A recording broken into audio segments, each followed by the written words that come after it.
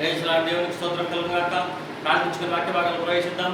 లూకాసు వార్త 8వ అధ్యాయము 22 వచనం నుంచి 25వ వచనం మనం ధ్యానించుకునే ముందుగా ప్రార్థించుకుందాం. పరలోకమందున మా తండ్రి, ఉదయకాల సమయంలో ప్రభువా, మీరు మాకు అనుగ్రహించిన ఈ అవకాశం బట్టి స్తోత్రం వందనములు చెల్లించుకుంటున్నాం తండ్రి.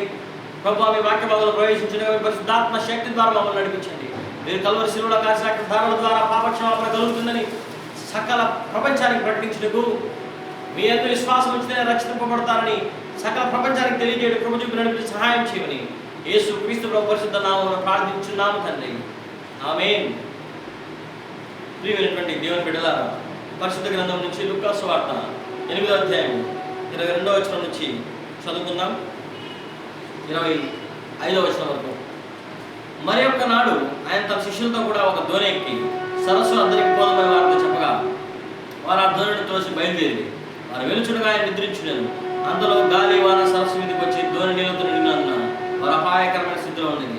కనుక ఆయన ఎదురుకు వచ్చి, ప్రభువా ప్రభువా, నశించిపోతున్నామని చెప్పి ఆయన లేపిరి. ఆయన లేచి గాలిని నీటి పొంగును గద్దింపగానే అవి అణిగి నిమ్మలమాయను. అప్పుడు ఆయన, మీ విశ్వాసం ఎక్కడ అని వారితో అన్నాను. అయితే వారు భయపడి, ఈయన గాలికి నీళ్ళకు నాజ్ఞాపకం లోపడుచున్నవే, ఈయన ఎవరో అని ఒకరితో చెప్పుకొని ఆశ్చర్యపడేది. ప్రియమైనటువంటి దేవుని బిడ్డలారా, ఈ వాక్య భాగం మనం గమనించినట్లయితే చూడండి, ఈ యొక్క సంగతిని మనం గమనిస్తున్నాం. ప్రభువు తన శిష్యులతో కలిసి ఒక సరస్సులో ఒక దోణిలో బయలుదేరి ప్రయాణం చేసి వెళ్తున్నాడు. ఆ సమయంలో ఏం చెప్తుందంటే, గాలి వాన సరస్సు మీదకి వచ్చి దోణి నీళ్ళతో నిండిపోయింది. అప్పుడు వారి అపాయకరమైన స్థితిలో ఉన్నామని గమనించి ఆయన ఎత్తుకు వచ్చి, ప్రభా ప్రభా, నశించిపోతున్నామని చెప్పి ఆయన లేపినప్పుడు ఆయన అన్నాడు, గాలిని నీటి పొంగును గద్దించగా అవి నిమ్మలమైపోయింది. అప్పుడు ప్రభా, మీ విశ్వాసం ఎక్కడా అని ప్రభు అడిగినట్టుగా చూస్తున్నాం. ప్రియమైనటువంటి దేవుని బిడ్డలారా, ఈరోజు సమస్యలు మన జీవితాలు అనేకం వస్తాయి. మనం ప్రభు దగ్గరికి వెళ్ళి, ప్రభువా నశించిపోతున్నాం మీరు చూడండి, వీళ్ళు ఏమంటారు, ప్రభువా నశించిపోతున్నాం, చచ్చిపోతున్నాం అంటున్నారు. అయిపోయింది మా పని అంటున్నారు. ఈరోజు నీ జీవితంలో కూడా అటువంటి పరిస్థితిలో ఉన్నాను అనుకుంటున్నాము. యేసు ప్రభు నశించిపోతున్నాం అని వాళ్ళు ఉన్నప్పుడు యేసు ప్రభు నాడు గాలి నీటి పొంగును ఆగిపోండి మీరు అని గద్దించి ఆగిపోయింది. అప్పుడు వారి పరిస్థితి నిమ్మలమైపోయింది. భయపడ్డాడు. గాలిని నీటి పొంగును గద్దించి, ఈయన ఎవరైనా గాలిని నీటి పొంగును గద్దిస్తున్నాడు, ఎవరైనా సముద్రాన్ని ఆజ్ఞాపించగా సరస్సులో నీళ్లు ఆగిపోయాయి, సముద్రంలో తుఫాను ఆగిపోయింది, ఈయన చేయెత్తి ఆగిపోనగానే గమ్ము ఆగిపోయింది. ఎవరైనా అనుకుంటున్నారు. లోక రక్షకుడైన యేసు క్రీస్తు ప్రభు ఆయన. చూడండి, వాళ్ళు ఎంత ఆశ్చర్యపడుతున్నారు. ఈయన ఎవరో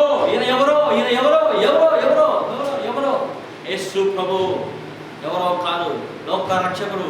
లోకాన్ని పాపం నుంచి విడిపించడానికి, లోక పాపం మోసుకుపోవడానికి వచ్చిన దేవుని గొర్రెపిల్ల. సమస్తము ఆయనకు లోబడవలసిందే. ఆకాశమును భూమిని అందులోని సమస్తము సృజించిన సృష్టికర్త ఆయన. కాబట్టి గాలి సముద్రం అన్నీ కూడా లోబడ్డాయి. ప్రభు అన్నాడు, నా యందు విశ్వాసం చూడ వీటికంటే గొప్ప అద్భుత కార్యాలు చేస్తాను. కాబట్టి ప్రియమైన దేవుని బిడ్డలారా, ఈరోజు నువ్వు ప్రభు నందు విశ్వాసం ఉంచితే, అందుకే ప్రభు అంటాడు, మీ విశ్వాసం ఎక్కడ మీ విశ్వాసం ఎక్కడ?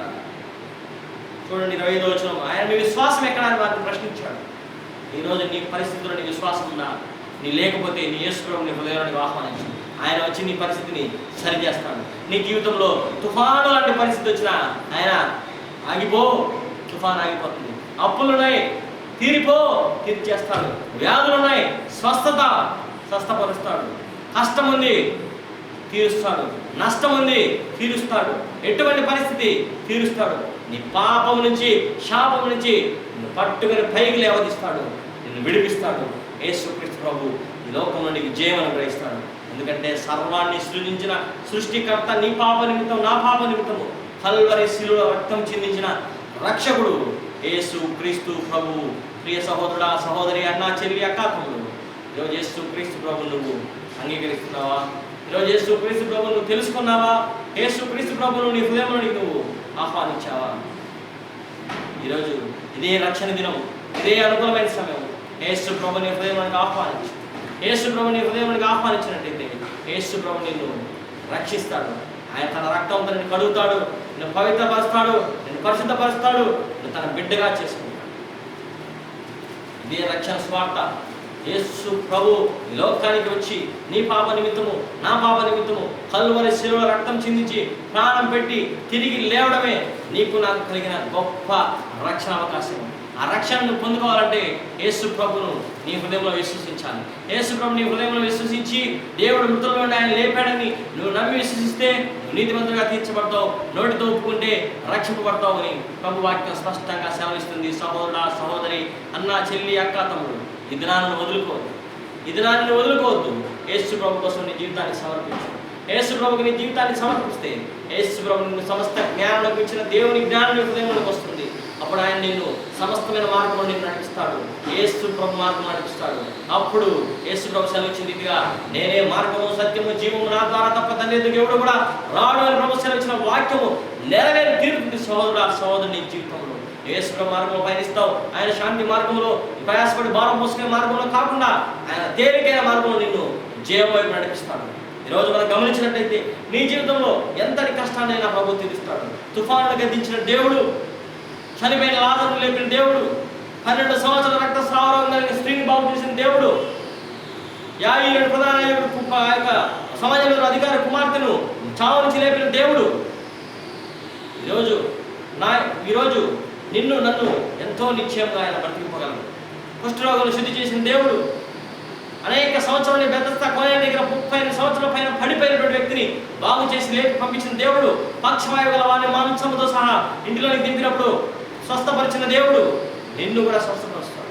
18 సంవత్సరాల నుంచి వంగిపోయిన నడుము కలిగినటువంటి స్త్రీని యేసు ప్రభు స్వస్థపరిచాడు. ఈరోజు నిన్ను కూడా స్వస్థపరచగలడు. సంతానం లేని వారికి సంతానం అనుగ్రహించగలడు. ఈరోజు ప్రభు నీ కుటుంబాన్ని ఆశీర్వదించగలడు. నువ్వు చేయవలసిందల్లా నమ్మి విశ్వసించడమే నువ్వు చేయవలసింది. నమ్మువానికి రక్షణ కలుగుతుంది. యేసునందు విశ్వాసం ఉంచుకుని నీవు నీ ఇంటి వారు రక్షణ పొందాలని ప్రభు వాక్యం సెలవిస్తుంది.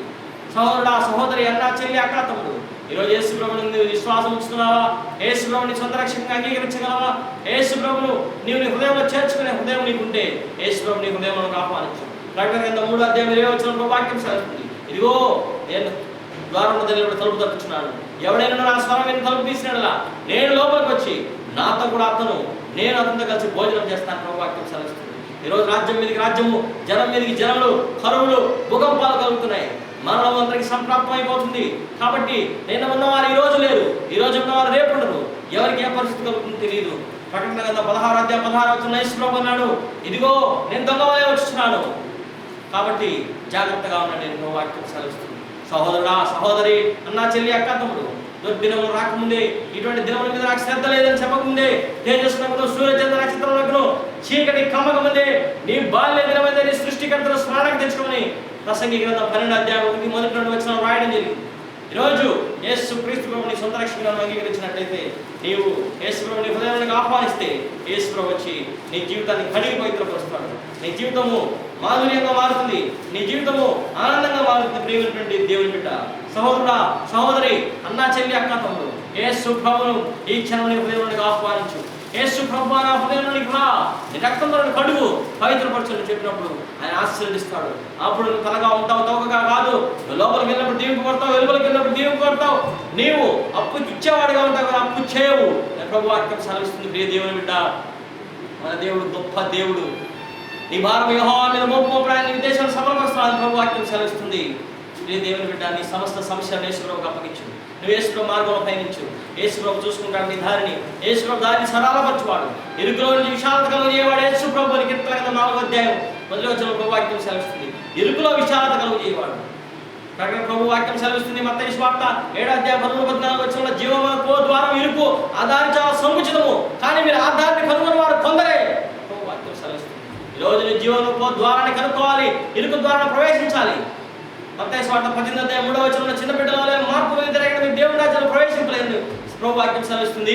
యోహాను సువార్త 3:3 నీవు కొత్తగా జన్మిస్తేనే కానీ వాడు పరలోక రాజ్యంలో ప్రవేశించలేడు ప్రభు వాక్యం సెలవిస్తుంది. దేవుడు లోకమును ఎంతో ప్రేమించను కాక తన అద్వితీయ కుమారునిగా పుట్టిన వాడిని విశ్వాసం ప్రతి వాడిని కూడా నశింపక నిత్య జీవం పొందినట్టు ఆయన అనుగ్రహించిన ప్రభు వాక్యం మనకు సెలవిస్తుంది. సహోదరుడా, సహోదరి, అన్న, చెల్లి, అక్క, తమ్ముడు, ఈరోజు యేసు ప్రభువుని హృదయానికి ఆహ్వానించు. యేసు ప్రభువుని హృదయానికి ఆహ్వానించి యేసు ప్రభు తన రక్తంతో కడుగుతాడు. పాపంలో రక్షించిన క్రీస్తు యేసు లోకంలోకి వచ్చాను, నశించిన దాన్ని వెతికి రక్షించడానికి మనిషి కుమారుడు వచ్చాను, అనేకుల ప్రతిగా విమోచన క్రైదల తన ప్రారంభించడానికి వచ్చాను. ప్రభు ఈ లోకానికి వచ్చి కల్వరి శిలువలో తన ప్రాణం అర్పించాడు. కల్వరి శిలువలో తన రక్తం చిందించాడు. ఆయన సమస్తము ధారపోశాడు. ఆఖరి రక్తపొడి వరకు చిందించాడు. ప్రభు కల్వరి శిలువలో పలికిన మొట్టమొదటి మాట, తండ్రి ఏమి చేసినారో మీరు ఎరుగరు కనుక నేను క్షమించు తండ్రి అని మన పాపం క్షమాపణ నిమిత్తం ప్రభు వేడుకున్నాడు. ఆ విధంగా మన పాప క్షమాపణ ప్రభు కల్వరి శిలువలో కార్చిన రక్త ధారణ ద్వారా కలిగింది. ప్రేమైనటువంటి దేవుని బిడ్డలారా, యేసు ప్రభు ఎంతో ప్రేమమయుడు, కరుణామయుడు, దయామయుడు. వాక్యం సెలవిస్తుంది పేతురు ఆ యోహాను రాసిన మొదటి పత్రిక 4వ అధ్యాయం 8వ వచనంలో దేవుడు ప్రేమస్వరూపి, ప్రేమ లేని వాడు దేవుడిని చూడలేడని వాక్యం సెలవిస్తుంది. పేతురు అంటున్నాడు, అమూల్య రక్తం, నిర్దోషమైన రక్తం, నిష్కల్మషమైన రక్తం, గొర్రె పిల్ల వంటి క్రీస్తు రక్తం చేత మీకోసం మీరు విమోచింపబడ్డారు, మీ పాప నిమిత్తం అటువంటి రక్తం చిందింపబడుతుందని పేతురు చెప్తున్నాడు. ప్రేమైన దేవుని బిడ్డలారా, పేతురు రాసిన మొదటి పత్రిక 1వ అధ్యాయం 19వ వచనంలో ప్రభు వాక్యం సెలవిస్తుంది.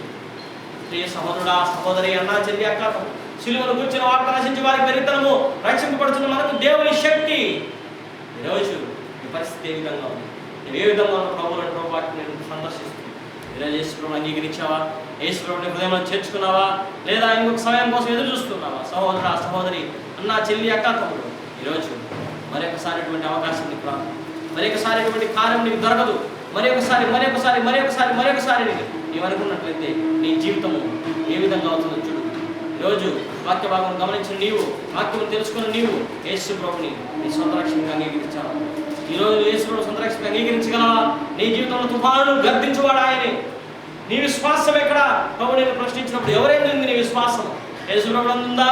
నీ కుటుంబ సభ్యుల మీద ఉందా? తల్లి మీద, తండ్రి మీద, భార్య మీద, పిల్లల మీద, ఎవరెవరి మీద, లోకం నాయకుల మీద విశ్వాసాన్ని పెట్టుకున్నావా? యేసు ప్రభు మీద విశ్వాసం వచ్చు. యేసు విశ్వాసం వచ్చి నీవు ఇంటి రక్షణ పొందుతాడు. అపొస్తలుల కార్యం 16వ అధ్యాయం చూడండి. అపొస్తలుల కార్యం 16వ అధ్యాయం అంటాడు, పౌలు శీలలు ఇద్దరంటారు చెరసాల నాయకులతో, ప్రభు అయిన యేసు నందు విశ్వాసం ఉంచుము, నీవు నీ ఇంటి వారు రక్షింపబడతారు అని అపొస్తలుల కార్యం 16వ అధ్యాయము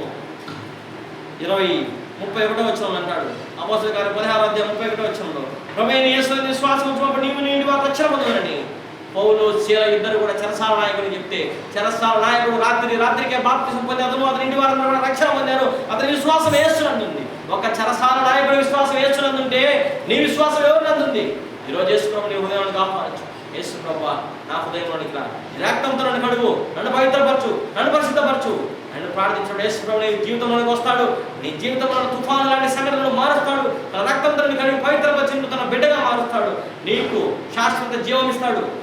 అద్వితీయ సత్య దేవుడు నిన్ను నీవు పంపిన యేసుక్రీస్తు నిత్య జీవం అని ప్రభు వాక్యము యోహాను సువార్త 17వ అధ్యాయం 3వ వచనం సెలవిస్తుంది.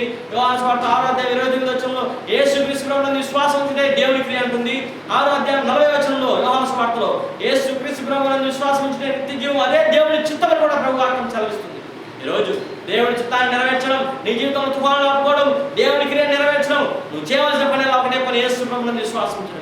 యేసు ప్రభు నీ పాప నిమిత్తం కల్వరి శిలువలో రక్తం చిందించాడని విశ్వసించి యేసు ప్రభుని హృదయంలోకి ఆహ్వానించి, యేసు ప్రభు నా హృదయంలోనికి రా, నీ రక్తంతో కడుగు, నన్ను పవిత్రపరచని నువ్వు అడిగినప్పుడు యేసు క్రీస్తు ప్రభు తన రక్తంతో కడిగి పవిత్రపరిచి పరిశుద్ధపరిచి తన బిడ్డగా నిన్ను చేర్చుకొని నిన్ను ఆశీర్వదించి దీవించి నడిపిస్తాడు. నీకు నిత్య జీవనం అనుగ్రహిస్తాడు. ప్రార్థించుకున్నాం.